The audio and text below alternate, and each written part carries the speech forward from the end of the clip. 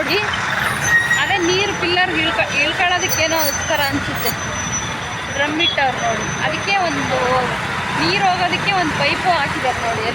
ಅಲ್ಲಿ ನೀಟಾಗಿ ಪಿಲ್ಲರ್ಗೋಸ್ಕರ ಚೆನ್ನಾಗಿ ರೆಡಿ ಮಾಡೋರು. ನೀರೆಲ್ಲ ಇವು ನೋಡಿ, ಇದರಲ್ಲೇನೋ ಅದರಿಂದ ಏನೋ ಕೊಳಿಸಿ